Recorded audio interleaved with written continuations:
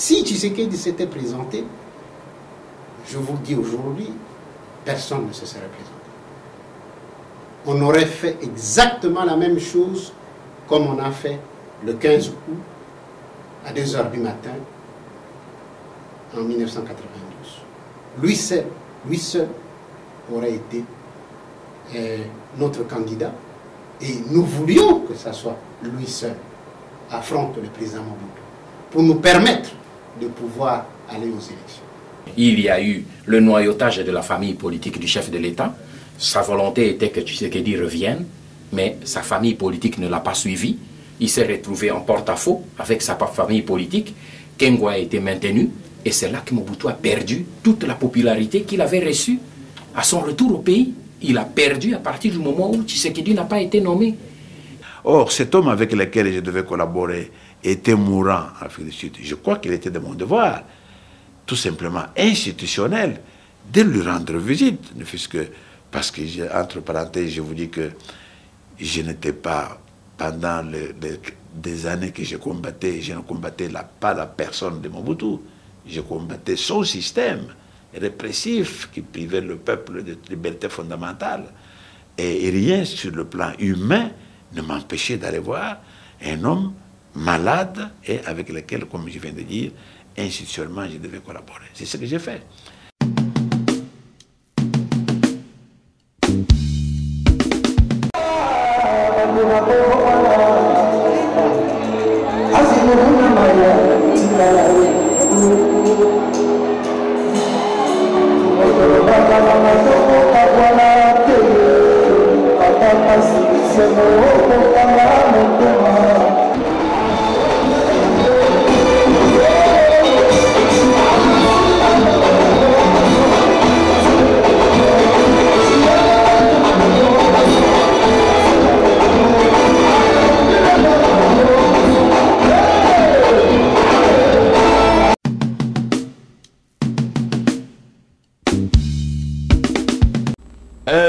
Père nangai ba mère tous à la motema ko fungwana bino moko boyebi to lela ka mingi pona mboka na biso pona ko construire mboka na biso ezelo ko muke avec esprit pour ça te cotiser par exemple awa to zali 20 000 congolais so te le bito cotiser na mutu moko 1000 na 20 000 to zali bon na 20 millions 20 millions wana. Pour ça, il y a nini les aide humanitaire. Il y a nini. Tout ça, on a besoin d'en monter. Pour chaque année, on a payé 20 millions. Aide humanitaire, c'est Binokaka aide humanitaire. L'air, bazo personne dans le bogo à mobile. Bazo boto la na le bogo ya mwasi. Ba pesi na le bogo ya mwasi. Ba boto li na le bogo à mobile. Ce qui va moni comme clarité. Ba tie songi. Pour wele ki mokonzi bo bomani bangwa bafandi bakoti ba réunion te l'air bino bozo kufa so botika la sur 10 botika li 3 ale bango ba ye réunion esili ba ye ko pekisa ono bo panda karme l'air botika le message wana na mboka munene moye bo sala ezate bo koma suda posa la bango politique na bango to suki sango to meka ko malema na idéologie yo ya les amis de Witch. En 1994, à la suite des accords du Palais du Peuple, un consensus était trouvé pour essayer de répartir équitablement le pouvoir. C'est-à-dire le président Mobutu serait resté président de la République, le Monseigneur Montsengo aurait pris la présidence du HCRPT et Tshisekedi devait devenir Premier ministre. Mais ensuite, il y a eu de la zizanie au sein de l'USORAL et ce qui a conduit à plusieurs candidats au poste de Premier ministre, dont vous-même, et ensuite vous avez été élu par ce HCRPT. Pouvez-vous nous expliquer aujourd'hui qu'est-ce qui s'est passé? Est-ce que vous n'avez pas en quelque sorte renié les accords conclus au sein de l'USORAL en posant votre candidature, en vous faisant élire Premier ministre? Non, je crois que vous présentez mal le problème. Vous citez des noms. Aucun texte ne cite des noms. On voulait, les accords du Palais du Peuple voulaient régler le problème des institutions de la transition. Le président de la République règne, ne gouverne pas. Le Parlement de transition aura les prérogatives de contrôle des actes du gouvernement. Le gouvernement aura la gestion. Et les accords disaient le Premier ministre sera issu de la famille politique autre que celle du président. Article 78. Voilà un peu les données du peuple. Ainsi, il y a eu, comme vous le savez, les accords du Palais du Peuple sont venus pour mettre fin au dédoublement institutionnel et au dédoublement de textes constitutionnels.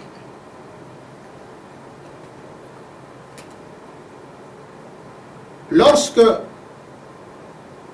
le texte de l'acte constitutionnel de la transition a été voté par le HRPT,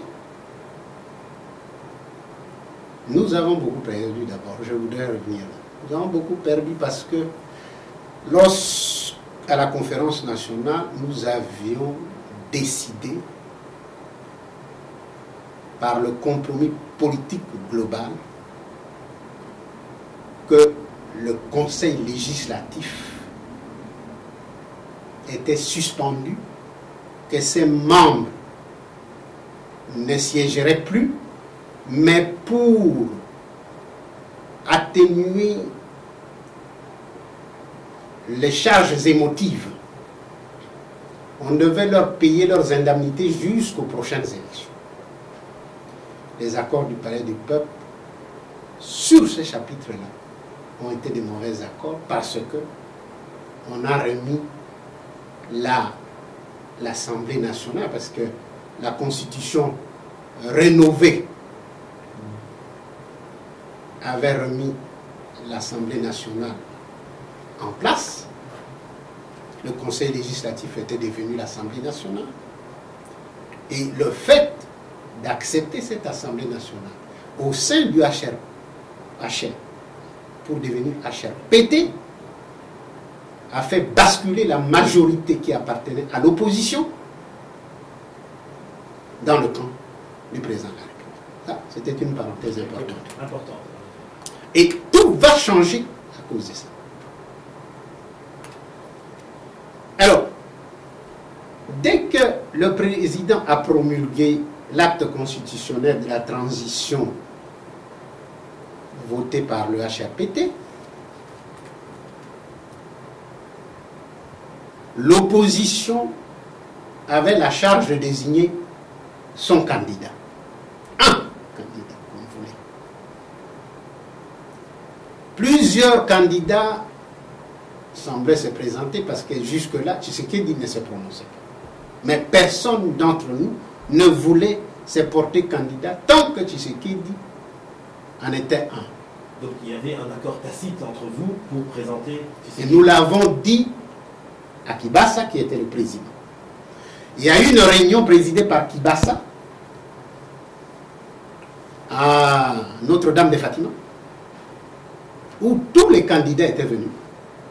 Et on attendait que Tshisekedi se présente pour qu'on arrive à un accord. On dit, écoutez, nous tous, on se retire et on laisse à Tshisekedi de se présenter. Tshisekedi n'est pas venu à cette réunion. On a chargé Kibasa de prendre contact avec lui. Vous savez pourquoi il est pas venu? Oui. La thèse de Tshisekedi est simple. Il est l'élu de la conférence nationale, il ne peut plus se représenter. C'est ça la thèse. Mais, si vous savez, Tshisekedi avait signé les accords du Palais du Peuple. La signature de Tshisekedi et des membres dirigeants de l'UDPS engage aussi l'UDPS. On ne peut pas signer les accords et dire qu'on ne peut pas les respecter. Tshisekedi ne s'est pas présenté. Le HRPT a créé la commission des 33. Pourquoi la commission des 33? Simplement parce qu'on a pris 3 représentants par région. 10 régions plus la ville de Kinshasa, 33. Cette commission des 33 était présidée par Bombo. Le but de cette commission était simplement de rapprocher de plus en plus, en conciliateur, en facilitateur, en somme, rapprocher les points de vue des uns et des autres pour laisser la possibilité à Tshisekedi. À cette rencontre-là aussi, Tshisekedi n'est pas venu. Kibasa nous a réunis au Palais du Peuple en disant, Tshisekedi, est-ce que quelqu'un a-t-il une opposition quelconque à la candidature de Tshisekedi? Nous avons tous dit non. Et au moment de la présentation des candidatures et de projets de programme gouvernemental selon l'esprit et la lettre des accords, Tshisekedi n'est pas venu. La nature comme la politique ont horreur du vide. Il y a eu floraison de candidatures. Et dans cette floraison, j'ai été élu. Les accords du Palais du Peuple disent clairement ceci, lorsque un candidat de l'opposition est désigné, ce candidat serait présenté à l'autre famille et l'autre famille l'approuve ou ne l'approuve pas. Et c'est ça ce qui s'est... Donc on ne pouvait pas être élu sans être élu également par la famille autre que celle de l'opposition à laquelle on appartient. Voilà un peu la genèse de cette affaire. Si Tshisekedi s'était présenté, je vous dis aujourd'hui, personne ne se serait présenté. On aurait fait exactement la même chose comme on a fait le 15 août à 2 h du matin en 1992. Lui seul aurait été notre candidat et nous voulions que ce soit lui seul affronte le président Mobutu pour nous permettre de pouvoir aller aux élections. Je vais vous donner les faits parce qu'il faut rétablir l'histoire. M. Tshisekedi est allé voir le directeur du cabinet de Vundoa Tepemako à Kinshasa. Moi, je me trouvais à Nice avec le président Mobutu. M. Vundoa a contacté le président et m'a contacté pour dire Tshisekedi veut venir voir le président. J'ai informé le président. Le président m'a dit, vous informez le directeur, je suis d'accord, il peut venir. Le directeur du bureau a arrangé le tout. Tshisekedi a payé son propre billet. Et puis, il est venu. Le président Mobutu lui a donné les véhicules à l'aéroport de Nice. Le protocole s'est occupé de lui à l'aéroport de Nice. Il est arrivé. Le lendemain, il y a eu audience. Je n'ai pas pris part à l'audience. Vous allez dire pourquoi?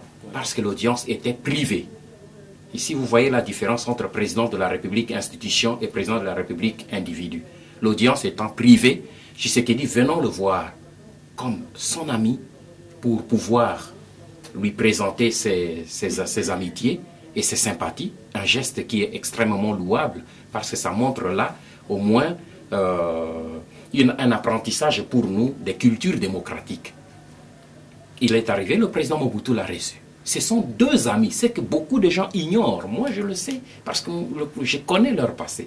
J'ai eu à traiter avec le président Mobutu, j'ai eu à traiter avec M. Tshisekedi dans l'exercice de mes fonctions. Je connais les 2 hommes, l'un et l'autre m'ont confirmé que ce sont 2 amis, et les faits historiques sont là. Et l'audience a eu lieu. Après l'audience, Tshisekedi est sorti. Il y a eu une interview de la presse internationale. Quand il est sorti, on lui a posé la question. Avez-vous traité des problèmes du gouvernement? Réponse de M. Tshisekedi, non. Ce qui est vrai. Il n'avait pas traité de problèmes de gouvernement. J'ai posé la question au président. Il n'avait pas traité de problème de gouvernement. Il y a eu ensuite, le soir, une interview de la radio-télévision belge.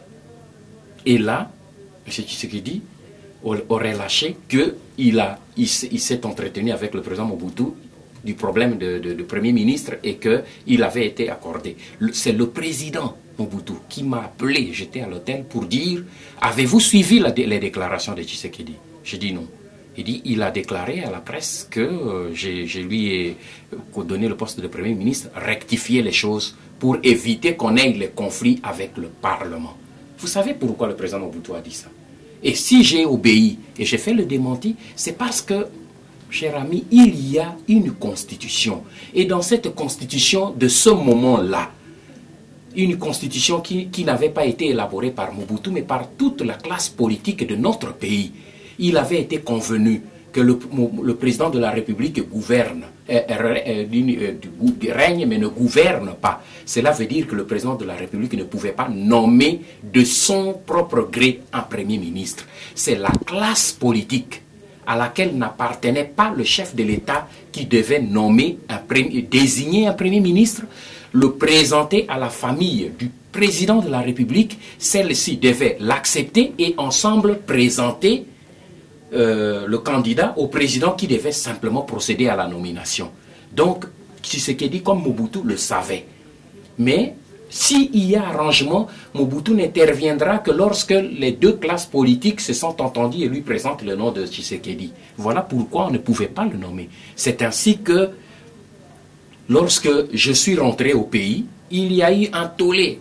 Mobutu a voulu nommer Tshisekedi, Nganda s'est opposé. Mais lorsque Tshisekedi est rentré, il y a eu une grande mobilisation à Limete.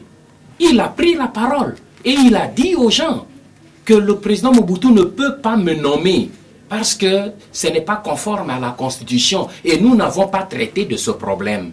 Nous autres, dans notre pays, nous avons souvent tendance à ne retenir que ce que nous voulons retenir. Mais Tshisekedi lui-même avait confirmé à la population devant la télévision nationale et les télévisions privées qu'il n'avait pas traité du problème de Premier ministre avec Mobutu et que ce problème devait être arrangé selon la Constitution. C'est un juriste, M. Tshisekedi, lui-même l'a reconnu. Donc on n'avait pas, ce n'est pas qu'il s'était entendu et après on a refusé, non.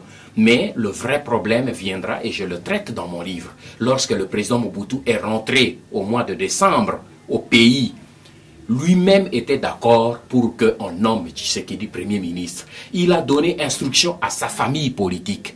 Mais sa famille politique était déjà noyautée par le Premier ministre. Et sa propre famille politique n'a pas suivi Mobutu et a représenté, au moment où le président Mobutu attendait qu'on lui présente la candidature d'un nouveau Premier ministre, qu'il attendait probablement être Tshisekedi, c'est les dirigeants de sa propre famille sont passés à la télévision pour annoncer que les FPC maintiennent leur confiance au Premier ministre Kengo Adondo. Le président Mobutu était déçu, il était irrité parce qu'il n'avait pas donné ces consignes-là. Voilà la réalité, voilà la vérité. En vous entendant parler, la décision de nomination de Tshisekedi au poste de Premier ministre serait sortie de l'imagination de Tshisekedi parce que vous utilisez les conditionnels en parlant de cette nomination. Est-ce que vous avez pris l'initiative de poser la question à M. Tshisekedi pour savoir pourquoi il avait finalement donné l'interview en disant qu'il a été nommé par le président de la République? Mais je n'avais pas à lui de poser la question parce que quand il était encore au pays, moi je suis passé, on m'a interviewé quand je suis rentré. Moi je retiens l'histoire, mon cher ami. Quand je suis rentré au pays, Télé Zahir à l'époque est venu m'interviewer à ma résidence et m'a posé la question. Et j'ai dit, attendez le retour de M. Tshisekedi pour lui poser la question. Il reviendra dans 2 jours. Je crois que les archives sont encore dans notre pays. Et quand Tshisekedi est revenu dans 2 jours, personne n'avait plus besoin de lui poser la question. Parce que lui-même a donné la réponse en public. Pourquoi aller encore lui poser la question? Vous le savez très bien. Pour ceux qui connaissent les textes régissant la transition au Congo, Mobutu n'avait pas à me nommer Premier ministre. Combien de fois je devais le dire et le répéter?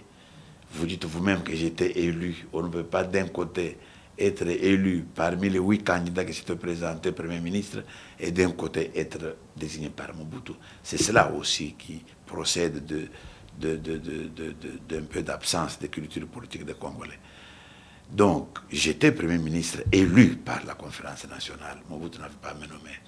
Mais la même conférence avait prévu, comme ils avaient la certitude que Mobutu était incompétent, tout le montrait la gestion qu'il avait, il avait maintenu pour des raisons simples que s'il avait décidé de le faire partir, Mobutu n'allait pas partir, il allait se maintenir par sa DSP. C'est comme ça qu'il a défini des prérogatives honorifiques pour qu'il puisse rester président de la République, mais la gestion du pays était confiée au gouvernement. Par conséquent, et il était dans l'esprit, même dans le texte de ce document qui s'appelle « L'acte portant dispositions constitutionnelles relatives à la période de transition », qu'il y ait une collaboration entre les deux, entre le Premier ministre et les chefs de l'État. Pendant la transition, vous savez que Mobutu était numéro 1 dans la commission des crimes, des assassinats, numéro 1 dans la commission de Ben Malaki, mais par la force des choses, il était maintenu, comme j'ai dit, parce qu'il ne suffisait pas de décider son départ pour qu'il parte. Il n'allait pas partir. Voilà ce qui était décidé. Or, cet homme avec lequel je devais collaborer était mourant en Afrique du Sud. Je crois qu'il était de mon devoir, tout simplement institutionnel, de lui rendre visite, ne fût-ce que parce que, entre parenthèses, je vous dis que je n'étais pas, pendant des années que je ne combattais pas la personne de Mobutu, je combattais son système répressif qui privait le peuple de libertés fondamentales. Et rien sur le plan humain ne m'empêchait d'aller voir un homme malade et avec lequel, comme je viens de dire, institutionnellement, je devais collaborer. C'est ce que j'ai fait. Et quand vous dites que Mwanda... déclaration à la presse. Je regrette, j'aimerais que vous me fassiez entendre ça. J'ai répété aux yeux de tout le monde, devant la presse, que Mobutu n'avait pas me nommé. Je le disais là. N'empêche que tout de suite après, quand j'écoutais les radios, oh, c'est ça qui m'étonne. Comment voulez-vous que moi-même, élu par le peuple, je puisse encore dire que Mobutu devait me nommer? C'est ça le problème.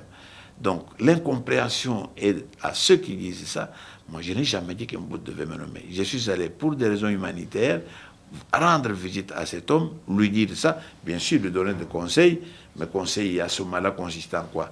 Qu'il rejoigne la légalité. Voilà ce qu'il devait faire, c'est-à-dire s'impliquer dans les schémas de la conférence nationale souveraine. À ce moment-là, il n'allait pas me nommer, mais reconnaître les décisions de la conférence, c'est-à-dire me laisser, parce que vous savez que j'ai été délogé avec des chars de combat, moi-même et mon gouvernement. Voilà la manière dont j'ai se permis de mettre fin à mon gouvernement. Donc, un homme pareil ne peut pas dire qu'il peut me nommer. Mais je sais que très peu de gens comprennent, connaissent même les textes qui régissaient la République pendant la transition. C'est comme ça que les gens en avaient abusé pour dire que j'avais déclaré que Mobutu allait me nommer Premier ministre. Ça n'a aucun sens. Merci beaucoup, M. Tshisekedi. Ça va très bien. Merci beaucoup du temps que vous avez accepté de nous accorder. Ça va très bien, pourvu que vous fassiez votre devoir de diffuser ce que vous avez à diffuser. Réclamer. Et comme le président Mobutu est arrivé, comme je vous l'ai dit au début, il y a eu le noyautage de la famille politique du chef de l'État. Sa volonté était que Tshisekedi revienne, mais sa famille politique ne l'a pas suivi. Il s'est retrouvé en porte-à-faux avec sa famille politique. Kengo a été maintenu, et c'est là que Mobutu a perdu toute la popularité qu'il avait reçue. À son retour au pays, il a perdu à partir du moment où Tshisekedi n'a pas été nommé. Et alors, 2 mois, 3 mois, 4 mois après seulement, il va faire partir Kengo, au moment où le pays était déjà envahi, au moment où tout était complètement cuit. Les gens ne sont pas dupes, ils ont compris, et quand il a enlevé Kengo, mais j'ai dit c'est un acte qui vient, c'est un acte inutile. Quand il est parti, il n'y a même pas eu d'impact. Je crois, je ne sais pas si vous aviez suivi, mais il n'y avait plus eu d'impact. C'est un acte qui est passé comme un fait divers pour la population. Et il enlève Kengo en nommant justement le général Likulia. Encore une erreur extrêmement grave. Oui, mais avant de s'arrêter là-dessus, il le nomme, et cette fois-ci, il ne passe pas par toutes ceux qu'il a empêché de nommer Tshisekedi la première fois. Oui. Mais pourquoi, voilà, pour une raison d'état d'urgence. Oui. Pourquoi n'a-t-il pas fait ça la première fois pour nommer Tshisekedi? Je crois que vous avez vu dans mon livre, en ce moment, en tout cas, moi j'assume mes responsabilités sur ça. Le professeur Vundoawe et moi, nous avions estimé, en ce moment-là, quand le président est rentré, que les choses évoluaient normalement. D'abord, il n'avait pas décrété un état d'urgence et on avait estimé que ce n'était pas important de décréter un état d'urgence. Et comme il avait réuni toute sa famille, les familles politiques de l'opposition et de la mouvance présidentielle à l'OUA, à la cité de l'OUA, pour leur donner les directives sur leurs prérogatives constitutionnelles de lui présenter un nouveau Premier ministre pour la formation d'un nouveau gouvernement. Nous avions estimé que là, on était dans le bon. Parce que nous n'avions pas. Il y a un élément très important. Pourquoi? Parce que même au sein de l'opposition, il y avait une guerre entre Tshisekedi et Kengo. Parce que Kengo aussi avait noyauté sérieusement l'opposition. Lussor et alliés avaient été sérieusement noyautés. Parce que le tout se passait au Parlement. Et parmi les parlementaires qui représentaient cette famille politique de l'opposition, plus de 3/4 avaient basculé derrière Kengo. Ce qui fait que Tshisekedi, en ce moment-là, n'avait pas aussi une majorité. Mais compte tenu surtout du fait que nous avons dit toute la population, tout le peuple zaïrois, à l'époque, réclamait le retour de Tshisekedi, nous avons estimé que sa famille politique était la première responsable pour assumer l'acte de nous le présenter comme candidat pour qu'on entérine. Peut-être que c'est là l'erreur que nous avions commise à cette étape-là. Et je dis, est-ce que ça a été une erreur? Est-ce que si on avait laissé, le président Mobutu avait procédé à la nomination d'autorité de Tshisekedi comme Premier ministre, est-ce qu'on n'aurait pas provoqué une fissure dans l'opposition où les autres allaient dire « Vous avez nommé Tshisekedi sans nous consulter, nous n'acceptons pas ». Nous avons voulu éviter toute cette guerre interne au moment où nous avions une autre guerre en face. Nous avions pensé que l'opposition allait agir de concert pour nous présenter réellement la candidature de Tshisekedi, ce qui n'a pas été le cas. Lili Koboy, au moins une organisation. En tout cas, na ebi kunena ko lo bate, obi ke za la raté. Atako tu ba police ba ye ba police ba bata ordre. Mais la zone lo ba osate ba mo kutu ba sale su mo bulu kuta osakana te. Et za la raté, on dit que tu pas Jésus que tu es to sepela. Et la raté? Nani batako za libanda ko malili ya libanda. Bino peut boyer un concert à 3h du matin. Fallait abandonner à 23h. Comment expliquer? Fallait la bandite parce que bano ba rappeur, ba ko rapper. Fallait la bandite. Fallait siko. Na bandite faut ba doit kota mbongo kota te bonga bandate. Ba doit ebele ko mbila telemi ba doit kota ndeni. Eza mbila te eza de sécurité na biso. Sécurité alors sécurité pe ba bonga mbila siko. Yenda ko pesa ordre ya te poane.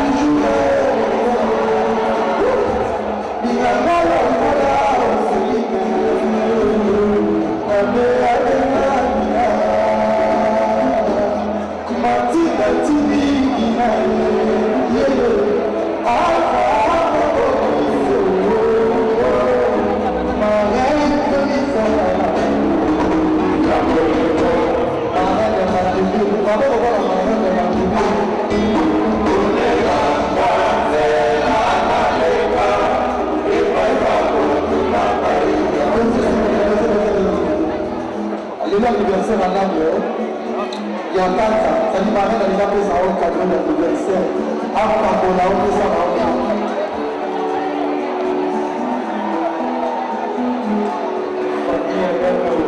merci, parole de la vie.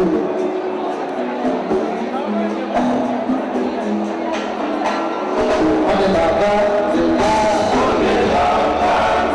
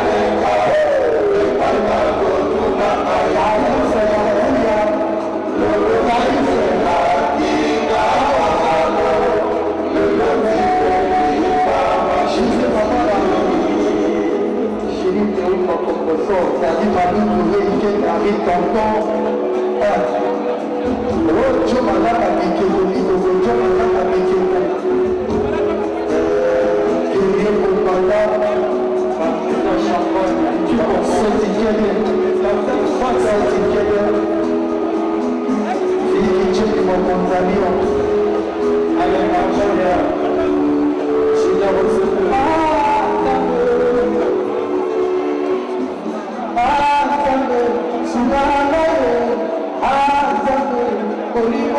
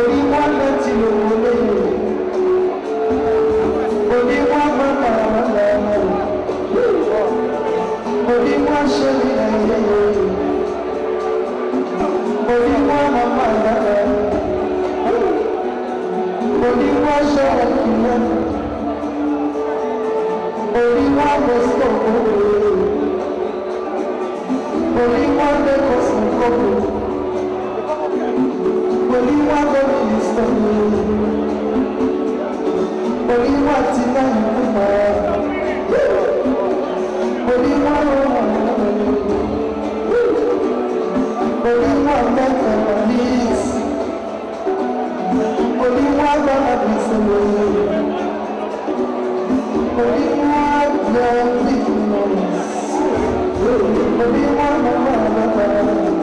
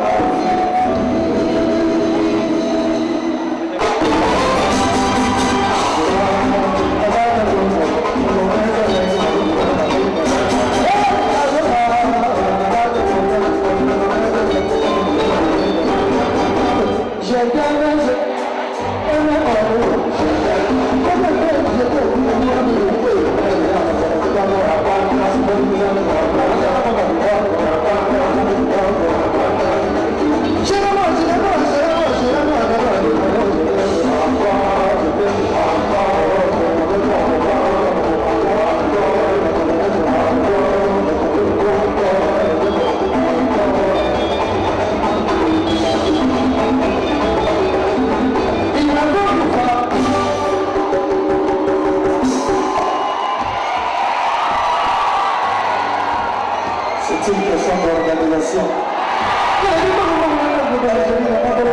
Je suis amoureux.